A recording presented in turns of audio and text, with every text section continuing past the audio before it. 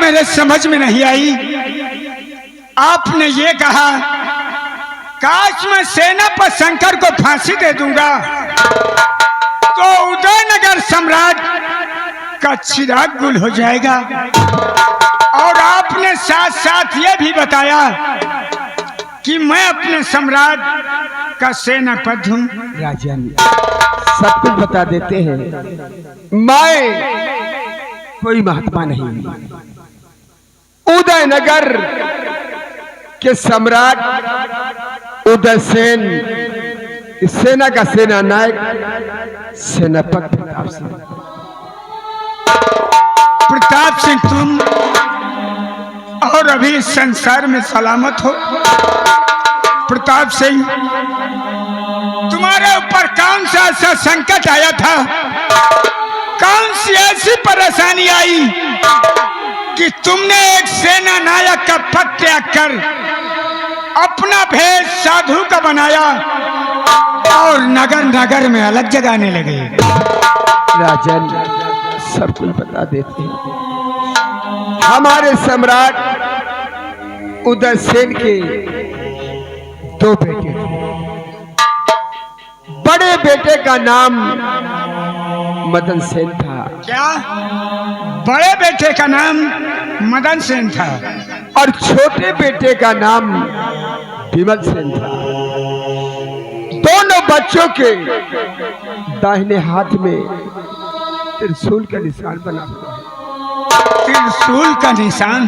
एक दिन का जिक्र है, रात दरबार लगा हुआ था और कुंवर मदन सेन के दिल में इच्छा हुई कि आज मैं माघ का मेला देखने जाऊंगा और साथ साथ गंगा तट पे गंगा स्नान करूंगा।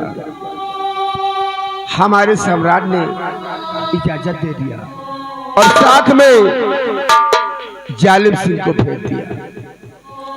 जालिम सिंह ने क्या किया, इसी तख्त और ताज के हबिस में आकर कुंवर मदन सेन का खून उसी गंगा तट पे बियावान जंगल में कर दिया। वहां से वापस आया, दुनिया का नाटक फैला दिया कि मेले में तूफान आ गया, भगदड़ मच गई, उसी में कुंवर कुंभ हो गया। हमारे सम्राट और हमारी सम्राट का बहुत परेशान थे। मैंने किसी तरह से धीरज बनाया और विश्वास दिलाया कि मैं वादा करता हूं कि एक दिन कुंवर मदन सेन को जरूर ढूंढ निकालूंगा।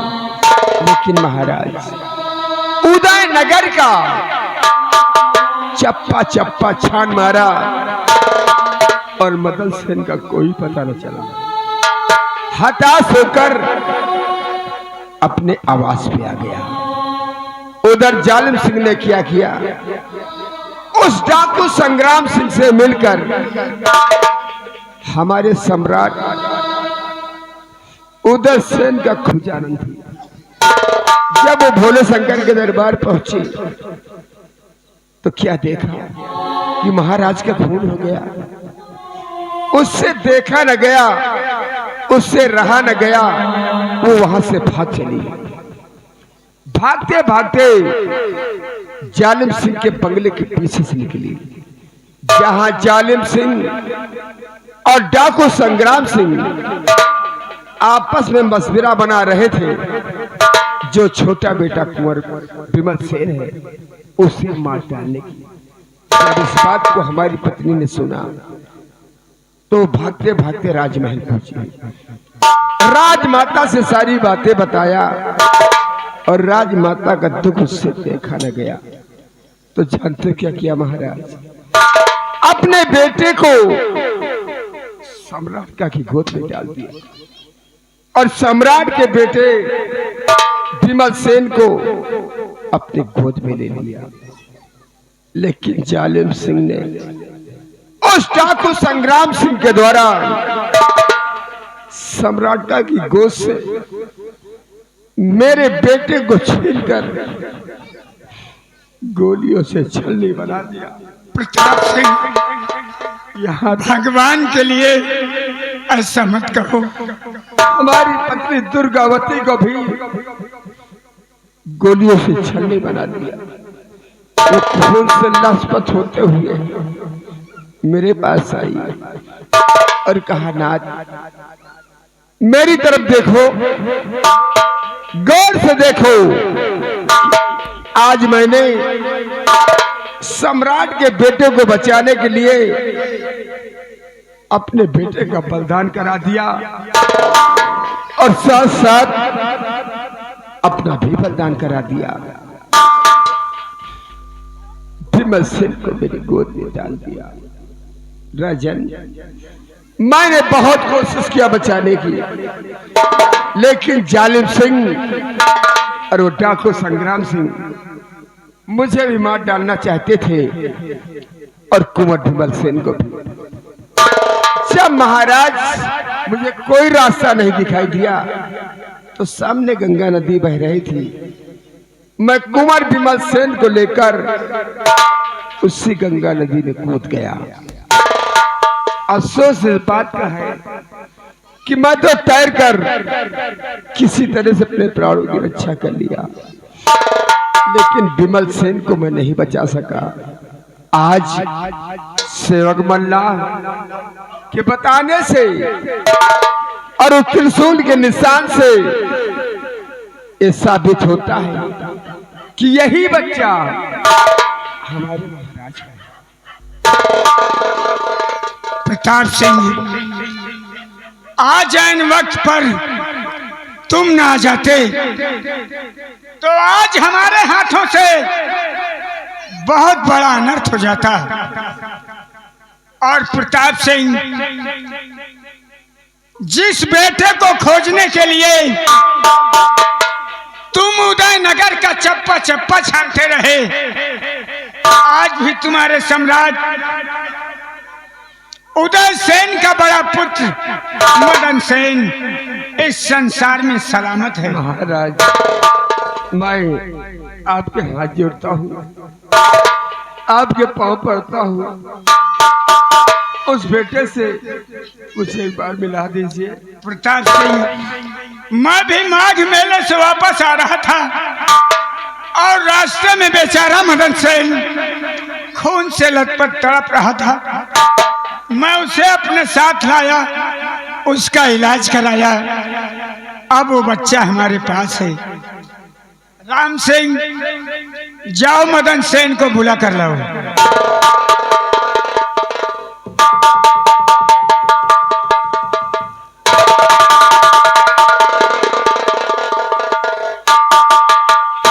पिताजी, आज मैं क्या देख रहा हूँ, राज दरबार में बाबा जी पधारे हैं। बाबा जी, आप कौन हैं जो कि मुझे देखकर आपकी आंखें मासूम और गमगीन चेहरा, इस उदासी क्या कारण है? कौन है कुमार? तुम नहीं जानोगे, तुम नहीं पहचानोगे कि मैं कौन हूँ। कौन है? गौर से देखो मेरी तरफ और पहचानो कि मैं कौन हूँ।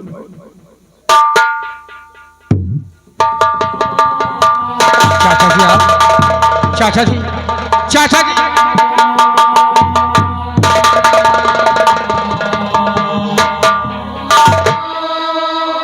चाचा जी, अभी तक आप कहाँ थे? अरे अभी तक थे कहाँ चाचा, अभी तक थे कहाँ चाचा, कहाँ माता हमारी है।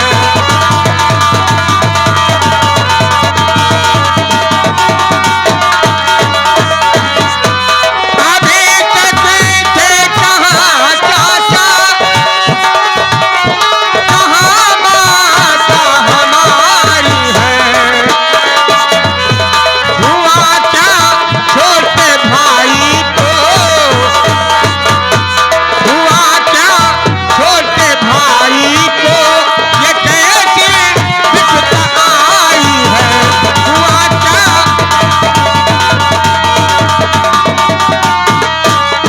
चाचा जी उदयनगर तो शमशान हो गया, सब कुछ बर्बाद हो गया।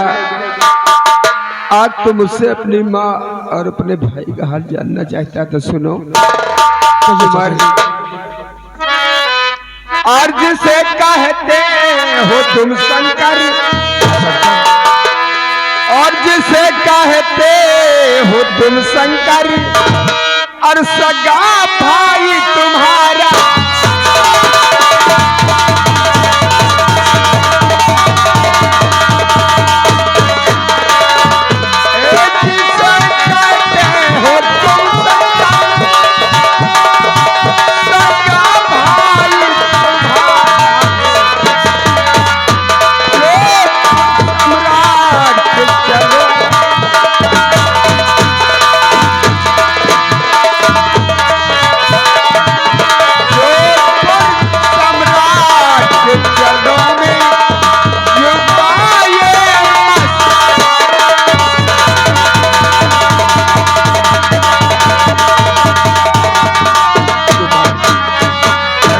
आज तक तुझसे शंकर समझता था, शंकर नहीं बल्कि तुम्हारा छोटा भाई है।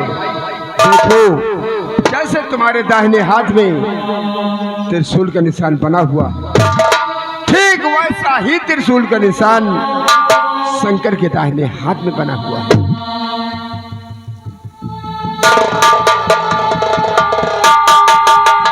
भैया शंकर, आज तक अंजार में मैं तुम्हारे पे जुल्म ढाता रहा और मैं ये न समझ सका कि तुम मेरे सगे भाई हो। भैया मेरी गलती माफ करके एक बार मेरे गले से लग जा भाई। अरे भैया, जो किस्मत में लिखा होता है उसे कोई टाल नहीं सकता। और आज इतनी उम्र के बाद किसी ने मुझे अपना भाई कहा है, तुम्हारा इस अपने छोटे भाई को अपना भाई करके पुकारेंगे। भैया भैया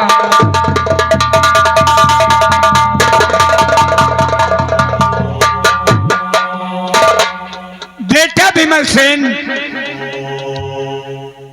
आज तो वर्षों का छुपा हुआ राज खुल ही गया है। अब तो तुम मुझे बेटा ये बता दो कि तुमने हमारी बेटी राखी को कहां छुपा कर रखा है। राजन, अब मैं सब कुछ बता देता हूँ। इस समय राखी कहाँ है और कहाँ नहीं। गंगा नदी किनारे एक झोपड़ी है और जो झोपड़ी में एक बूढ़ी माँ रहती है और हमने राखी को उन्हीं बूढ़ी माँ के पास छुपा कर रखा। सेनापति प्रताप सिंह, इस कार्य को तुम्हें करना होगा। आज ही तुम्हें गंगा नदी तट पे जाना होगा।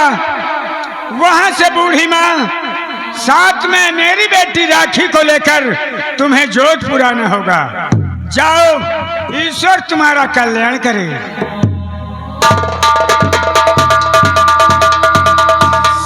सेवक मल्ला, तुमने विमल सेन को पढ़ा लिखा कर पाल पोस कर इतना बड़ा उपकार और एहसान कर दिखाया है कि आज तुमने इस दुनिया को दिखा दिया, इस समाज को दिखा दिया कि एक बाप का दर्द बेटे के प्रति क्या होता है। आज के बाद तुम भी कहीं नहीं जाओगे, हमारे जोधपुर साम्राज्य में रहकर अपना गुजर बसर करोगे। बच्चों, जब तक सेनापति प्रताप सिंह नहीं आते, आओ हम उनके आने का इंतजार करेंगे।